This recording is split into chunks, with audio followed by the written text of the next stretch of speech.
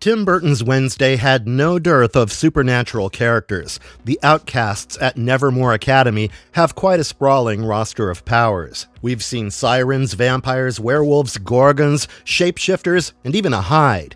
I think after avians and invisible people, the only species left were zombies. Luckily, or weirdly enough, Pugsley Addams took care of that blank space by accidentally resurrecting a dead ghost from the past. While he initially seems to be Pugsley's secret pet, Slurp turns out to be quite a pain in the ass by the end of Season 2's Part 1. But I have to give it to the showrunners. The whole 3-year wait for a second season seems to be worth it so far, as Part 1 has set up a lot of interesting plot threads for the second half of the season to follow. But one of the best and most unexpected was definitely Slurp the Zombie. When Slurp was first introduced in Season 2, Episode 1, Here We Woe Again, he seemed like he would be a point of comedic relief. I mean, his name is literally Slurp, after all. But as the season went on, Slurp became one of the most interesting parts of the season and one of the best zombie concepts in modern media. Although most of his abilities and his story is still a dark mystery waiting to be revealed, for now, let's discuss whatever we know about who is the new zombie character in Wednesday. But before we go into our explanation, we have a very small request. If you like our content, please support us by subscribing to our channel. This is a small click for you, but for us it means a lot. Thank you. Let's begin. How did Pugsley Addams adopt a zombie at Nevermore Academy? So Pugsley, Wednesday's little brother, becomes a much more prominent character in Season 2. Now that he's finally old enough to attend Nevermore Academy alongside his older sister, he finally gets the chance to become an important character of the show. Following on the Caliban Hall tradition, in the Season 2 premiere, Ajax, Pugsley's RA, tells the younger students about the tale of the Skull Tree. This Nevermore urban legend is clearly inspired by Edgar Allan Poe's The Telltale Heart, and is a story about a former Nevermore student with a brilliant mind and a fragile heart, who was mostly confined to his bed from where he dreamt of building machines one day. According to the legend, the boy designed a clockwork heart to replace his real heart after the doctors told him he had only months to live. That way, his body could keep his dazzling mind alive, and while this invention saved his life, it also changed him, making him cold and goal-oriented to a point where he did not care about anything but advancing his own inventions. By the time he arrived at the school, this boy became the most brilliant student to ever attend Nevermore Academy. But unfortunately, his inventions became too dangerous for him to control. As his creations became increasingly more erratic, it caused a massive explosion that took his life. Ajax explained that since then, this genius boy was buried in an unmarked grave at the base of the Skull Tree, but according to the legend of the school, anyone brave enough to get close to the tree can still hear the sound of his clockwork heart's ticking at the skull's hollow left eye. After hearing this lore, Pugsley is immediately enamored by the tale of the Skull Tree and makes plans to venture out into the forest to see if he can find evidence of the boy actually existing. Basically, he felt really lonely at Nevermore, as his oddities set him apart from the other boys, so he hoped to gain popularity by visiting the tree. So during the Founder's Pyre, he sneaks out to the Skull Tree all by himself. When Pugsley puts his ear to the Skull Tree's left eye to listen for the heart, he hears the ticking sound, only to be startled by a bird flying out of the crevice. Pugsley then falls and accidentally electrocutes the ground with the powers he inherited from his father's side of the family. That tiny jolt of electricity was powerful enough to resurrect a zombified version of the boy with the clockwork heart, who then crawls out of the ground by digging his way out of the tree. Pugsley, desperate for companionship, decides to keep the zombie, whom he eventually names Slurp. Now that Pugsley has a new friend, he restrains the zombie in Eugene's bee-shack. Given that Slurp initially appears as a wobbling corpse with cloudy eyes and a gaping hole in his head, the zombie initially appears harmless, at least to the show's standards. Now, Pugsley is more than ecstatic to have a pet and a best friend, so he intends to keep Slurp locked up in there forever, even though Eugene is not sure if that's really a good idea. But Pugsley does not see the harm, since Slurp does not have a brain. The boys then try to feed the hungry corpse a jar of honey, but Slurp projectile vomits it all out right on their face. So later they come back again, only to feed Slurp a mystery meat sandwich with chicken brains. This time, the creature keeps the meal down. He even grows stronger and pulls free from his chains once the boys leave him alone. Slurp then lurks the border of the school at night, and it wasn't until the next morning in class that Eugene finds Pugsley and tells him about Slurp's escape. As the boys search for the zombie, Slurp breaks out of Nevermore's borders and kills the school's driver's ed teacher, Gabe Packard, and eats his brain. Ironically, Slurp comes right back to the B-Shack after his killing spree. But this time, Pugsley and Eugene are surprised to find that Slurp looked a little bit different, as it seemed like he had healed a bit, and a part of his brain was even regrowing or regenerating, which honestly is very bizarre, even for a zombie. While Pugsley is just happy to have his pet back, Eugene is both disturbed and excited to discover a rare larva found in Slurp's body, as they are usually only found in corpses. Pugsley is further thrilled when Slurp grunts the letters bruh, believing his friend was calling him bruh. While Eugene thinks the creature was saying brains because he's a zombie and they normally eat brains, Pugsley doesn't want to call him that, as they were friends. Slurp then tries to eat Eugene's brain, forcing Pugsley to zap him with a jolt of electric shock as punishment, which keeps the zombie in line. But when Eugene mentions about letting the authorities know about the zombie in their shack, Pugsley freaks out and refuses to tell anyone about the creature, as they will either take him away or put him down.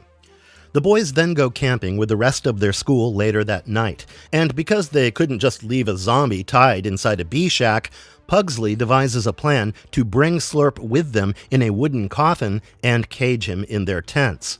He also rigs fireworks to go off if he ever tries to escape the tent, which sounds like a foolproof plan to him, even though Eugene had his doubts. I don't think it will come as a surprise to anyone, as Slurp ultimately does escape and goes on another killing spree, so the boys are forced to go out on a search and track down the zombie.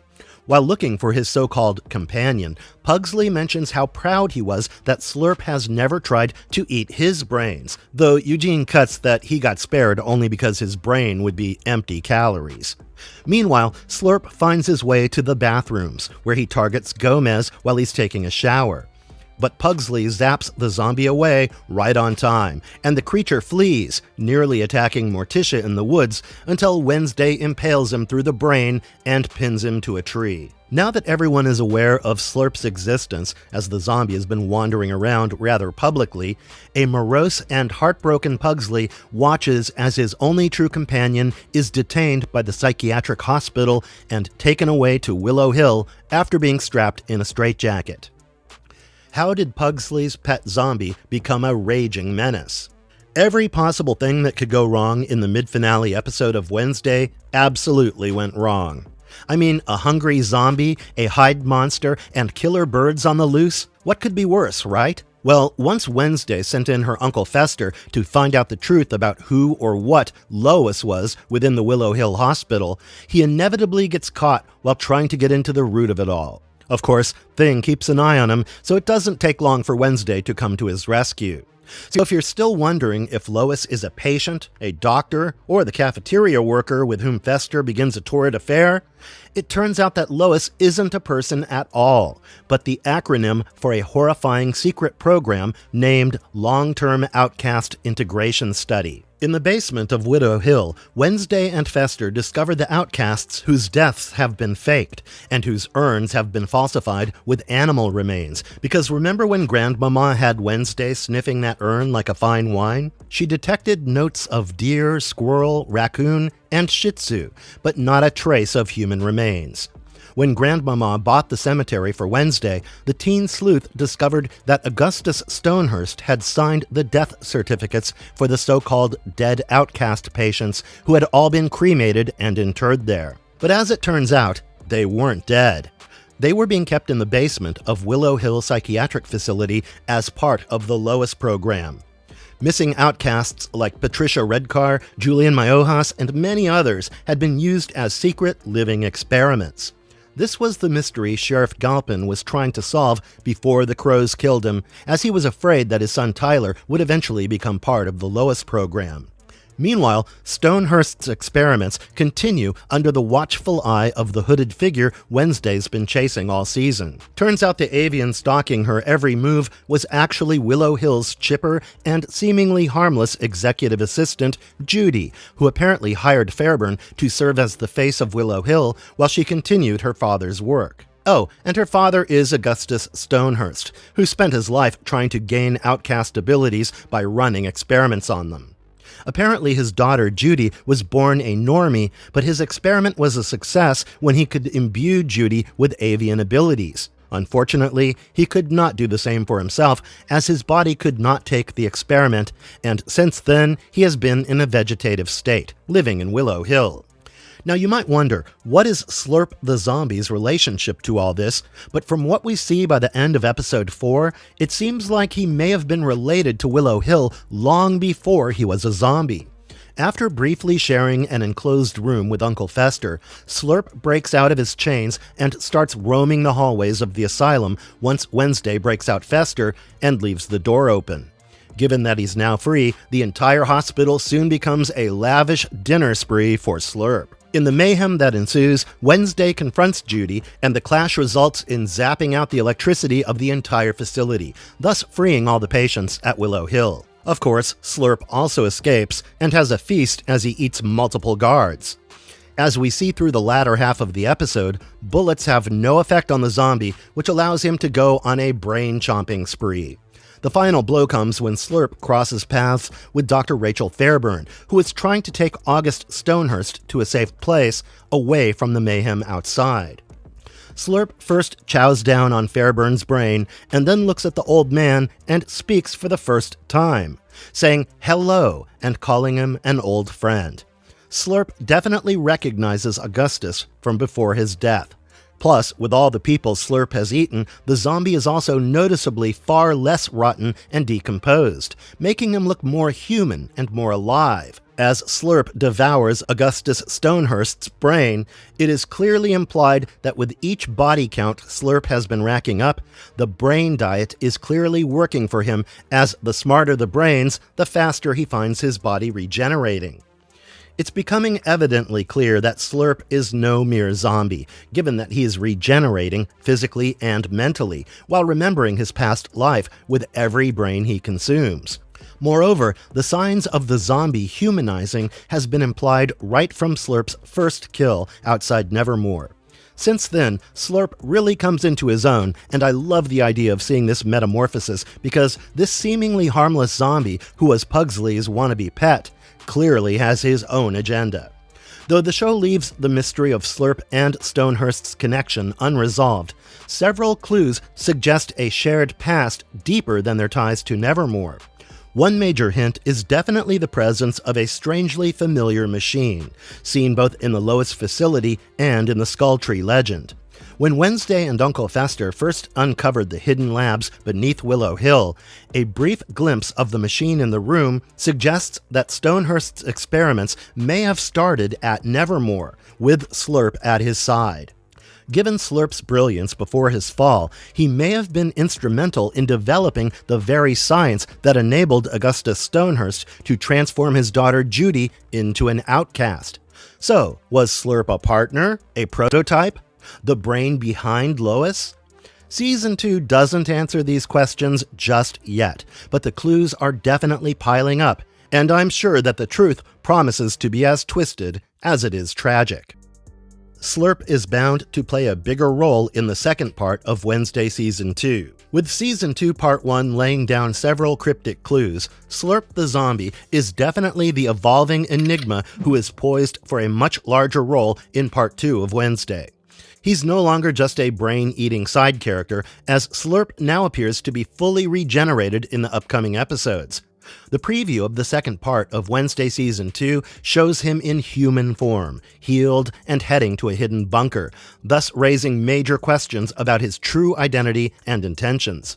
And the potential of his involvement in Augustus Stonehurst's experiments opens up a lot more possibilities for Part 2, along with the chances of setting him up as the next antagonist for Wednesday. Plus, I have another theory, because according to the tale of the Skull Tree, the boy with the clockwork heart died because one of his experiments went sideways. In the animated visual that goes along with the story, the machine that malfunctions looks sort of like an electrical device that's supposed to reanimate a dead rodent. Sort of like the machine that brought Frankenstein's monster to life.